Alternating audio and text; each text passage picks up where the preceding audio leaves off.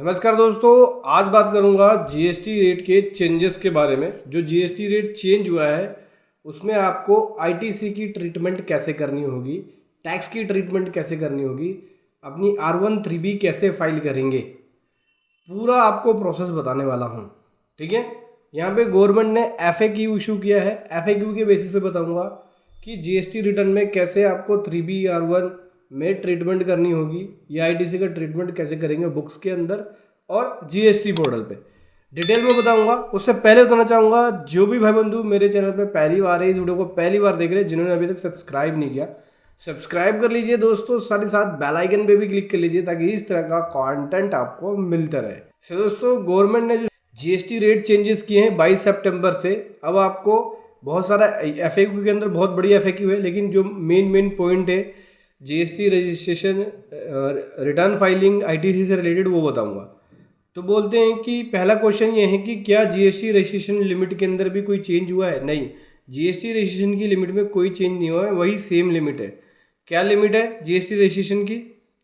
देखो, अगर सर्विस का केस है तो 20 लाख और गुड्स का केस है तो 40 लाख की लिमिट है जीएसटी रजिस्ट्रेशन की। रिवाइज नोटिफिकेशन नोटिफाई कर दिया गया है, बिल्कुल रिवाइज नोटिफिकेशन नोटिफाई कर दिया गया है। नोटिफिकेशन नंबर 9/25 देख सकते हो आप। ये बहुत बड़ा नोटिफिकेशन है, इसके अंदर लगभग सभी आइटम कवर है। और गुड्स के लिए, सर्विस के केस लिए अलग अलग नोटिफिकेशन है। नोटिफिकेशन नंबर 10, 11, 12, 13, 14, 15 ऐसे ऐसे करके 17 तक नोटिफिकेशन इशू है। सो यहाँ बोल रहे हैं कि उस केस में क्या होगा, उस केस में टैक्स का रेट क्या लगेगा अगर गुड्स की सप्लाई या सर्विसेज की सप्लाई से पहले पेमेंट रिसीव हो गया हो, तो उस केस में जीएसटी रेट क्या लगाएंगे।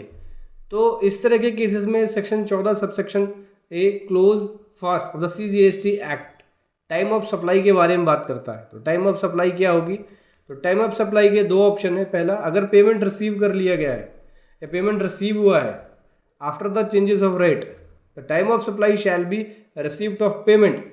अगर पेमेंट रिसीव हुआ रेट चेंजेस के बाद तो time of supply payment receipt की डेट होगी, या फिर date of invoice whichever is earlier. अगर इनवॉइस रेज कर दिया रेट चेंज के बाद या पेमेंट रिसीव हो गया रेट चेंज के बाद, तो जो भी इनमें से पहले होगा वो यहाँ पे टाइम ऑफ सप्लाई मानी जाएगी, उसके अकॉर्डिंग रेट लगेगा। पेमेंट बेस पे या इनवॉइस बेस पे, उसके डेट में विच एवर इज अर्लियर, जो भी पहले होगा उसके अकॉर्डिंग यहाँ पे टैक्स लगेगा।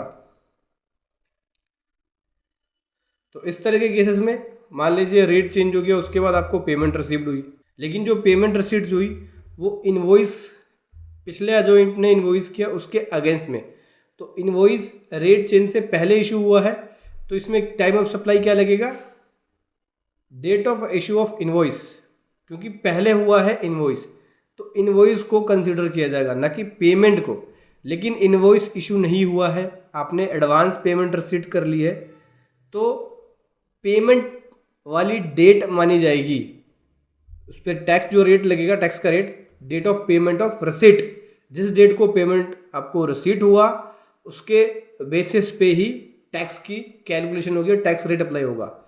एग्जाम्पल के लिए मान के चलिए कि 22 सितंबर से रेट चेंज होना था, आप 18% चार्ज कर रहे थे 22 सितंबर से पहले, आपको उसके अगेंस्ट में पेमेंट रिसीव्ड हुई 31 अगस्त को, या आप ये कह सकते हो 1 सितंबर को रिसीव्ड हुई, लेकिन 22 तारीख के बाद बिलिंग हुई आपकी 25 तारीख को, तो रेट क्या लगेगा? इसमें रेट लगेगा जिस डेट में पेमेंट रिसीट्स हुई, एडवांस पेमेंट जो रिसीट्स हुई, आपको रिसीव हुई एडवांस पेमेंट 1 सितंबर को, तो पुराना रेट लगेगा 18%। 22 तारीख के बाद से आपका 5% हो गया, तो इनवॉइस पे आपको 18% चार्ज करना है, क्योंकि उस इनवॉइस के अगेंस्ट में पेमेंट एडवांस में रिसीव हो गई। सेकंड केस ये होगा कि आपको पेमेंट बाद में रिसीव हुई और इनवॉइस भी बाद में हुआ, मतलब 22 सितंबर के बाद, तो उस केस में तो 5% लगेगा। लेकिन आपकी इनवॉइस पहले 22 सितंबर से पहले रिसीव हुई, उसके अगेंस्ट में कोई पेमेंट आ रहा है, तो date of issuance of invoice यानी पुराने इनवॉइस की डेट ही रेट चेंज का इफेक्ट डालेगी, यानी पुराना वाला रेट लगेगा उस केस में। आप समझ में आया? आगे बढ़ते हैं। ये बोल रहे हैं कि आईटीसी का क्या होगा अगर जीएसटी रेट रिड्यूस हो गया है, तो आईटीसी का क्या करेंगे। इसमें सेक्शन 16 सबसेक्शन फर्स्ट बोलता है इनपुट टैक्स क्रेडिट के बारे में कि इनपुट टैक्स क्रेडिट कैसे बंदा लेगा। जिसका टैक्स रेट जो है रिड्यूस हो गया तो उसका आईटीसी पोर्टल पे इकट्ठा हो जाएगा।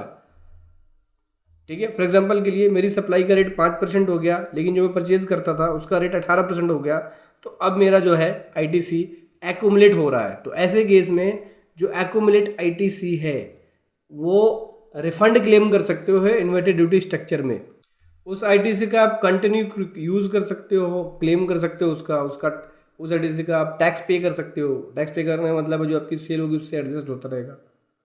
ठीक है, सेकंड क्वेश्चन ये आता है कि मेरी आउटवर्ड सप्लाई एग्जाम्प्ट हो गई न्यू रेट के हिसाब से, पहले मेरी टैक्सेबल थी। अब ऐसे केस में क्या करें? तो देखो, अगर आपकी जो आउटवर्ड सप्लाई है मतलब जो सेल है पहले आपकी 5% थी, अब जाके आपकी 0 हो गई, या पहले आपकी 12 थी अब जाके आपकी 0 हो गई, यानी एग्जाम्प्ट हो गई, तो ऐसे केस में आईटीसी आपके पास इकट्ठा होता रहेगा।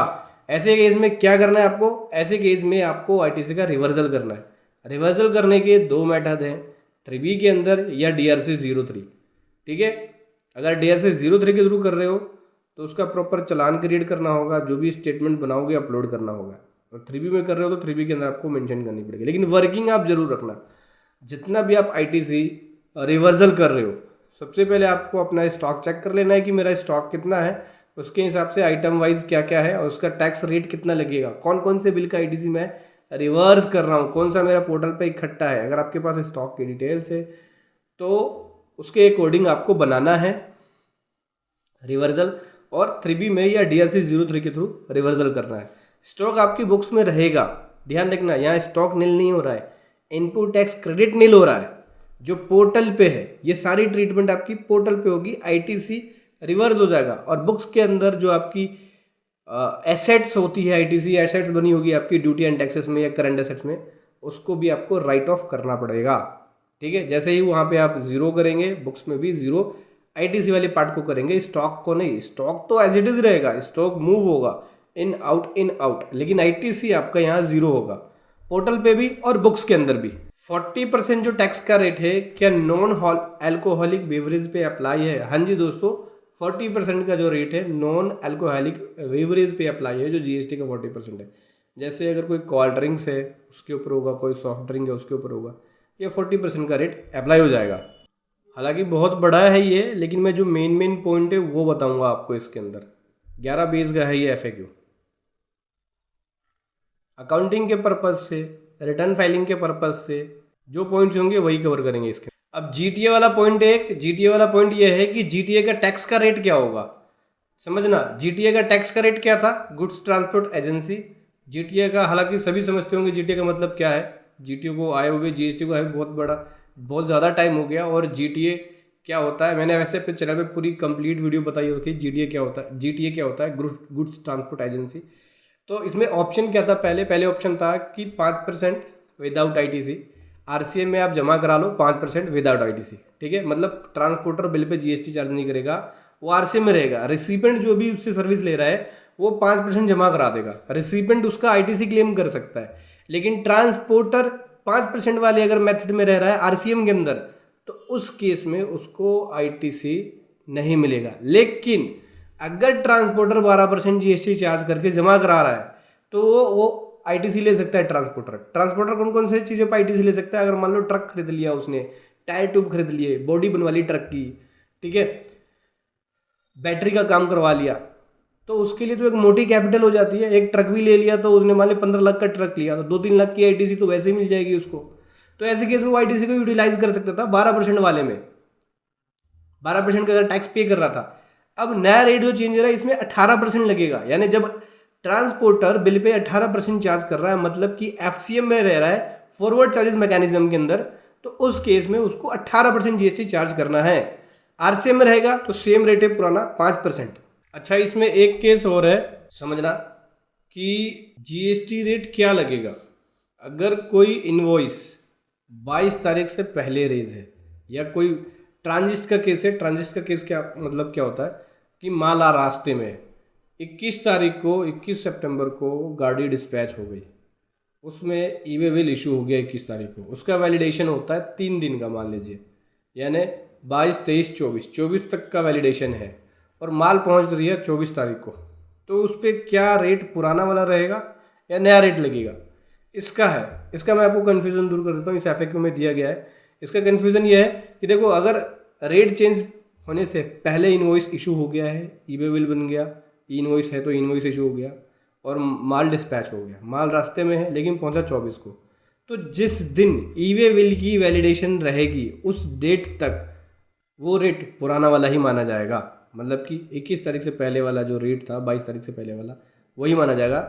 अगर ई वे बिल की वैलिडेशन 23 तक रह रही है, 1 तारीख को जनरेट हुआ और 23 को माल पहुंच रहा है, तो हम उसे 21 तारीख का ही रेट मानेंगे, यानी पुराना वाला रेट ही मानेंगे। और अगर ई वे बिल की वैलिडेशन 21 को ही एक्सपायर हो गई है और 21 का आपने ई वे बिल सब कुछ बनाया लेकिन माल 22 को पहुंच रहा है, तो रेट 21 वाला लगेगा, ठीक है, यानी पुराना वाला लगेगा। तो ट्रांजिट के केस में जो ई वे बिल की डेट की वैलिडेशन होगी उस डेट से रेट को कंसिडर किया जाएगा। समझ गए? मैंने अकाउंटिंग के पॉइंट ऑफ व्यू से और रिवर्सल के पॉइंट ऑफ व्यू से, जीएसटी के पॉइंट ऑफ व्यू से आपको इस एफएक्यू का आंसर बताया। हालांकि एफएक्यू 11 पेज का है और भी बहुत सारी चीज़ें हैं जो जनरल पॉइंट्स हैं। वीडियो कैसे लगी ज़रूर बताएं। Thank you so much. जय हिंद, वंदे मातरम।